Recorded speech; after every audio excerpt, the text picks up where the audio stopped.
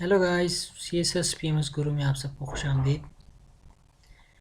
आज का हमारा टॉपिक गांधी अरविंद पैक्ट के बारे में है। 1933 के में जो हुआ था, इससे पहले फर्स्ट राउंड टेबल हुई थी और फर्स्ट राउंड टेबल की नाकामी के बाद फिर ये गांधी अरविंद पैक्ट हुआ था। तो आज इसके बारे में देखते हैं, इसके बैकग्राउंड का देखते हैं। Gandhi other Hindu leaders released from prison.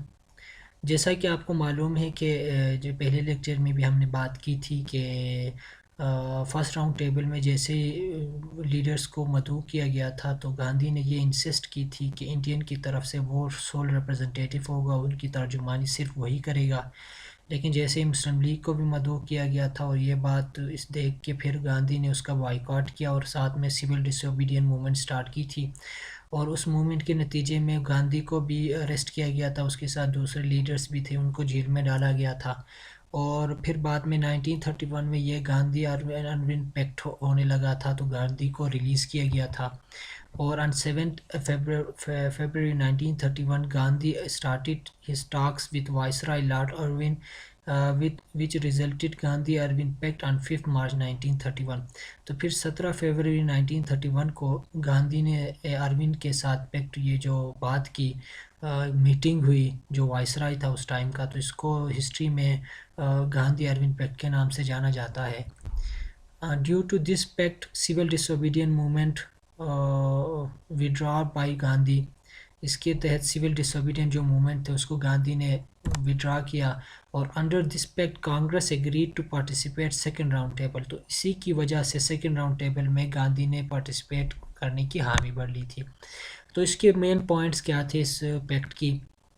Gandhi और अरविंद ने किन बातों पे गौर किया था, उन्होंने किन बातों पे उनकी एग्रीमेंट हुई थी?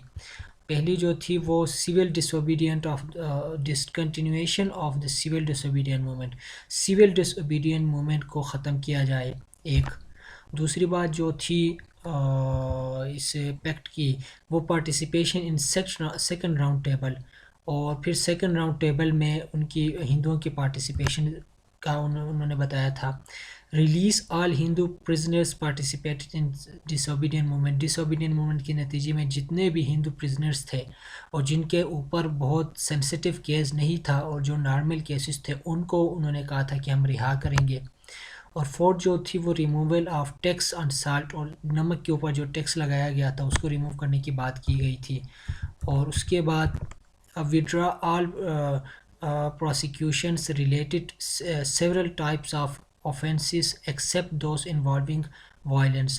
और जितने भी प्रोसिक्यूशंस हुई थी और उनकी वजह से जितने लोगों को उन्होंने उनके ऊपर केसेस चले थे, कि कहा गया कि उन केसेस को ख़त्म किया जाए सिवाय उनके जिनके ऊपर बहुत ही वायलेंस करने के बारे में जो केसेस थी, उनके अलावा जो नॉर्मल केसेस थी उनको ख़त्म किया जाए। तो ये पांच बातों का उन्होंने उस मीटिंग में बात की गई थी।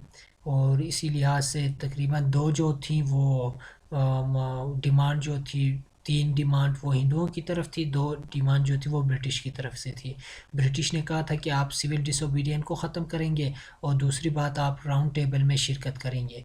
और कांग्रेस ने कहा था चलो ठीक है हम करेंगे, लेकिन आपने क्या करना होगा, आपने हिंदूज़ के जितने प्रिजनर्स हैं उनको रिहा करने होंगे, साल्ट के ऊपर, नमक के ऊपर जो टैक्स है वो ख़त्म करने होंगे, और जिनके ऊपर जो केसेस बने हैं वो सीवियर नौयत के नहीं हैं, जो नॉर्मल है, उनको ख़त्म किया जाएगा।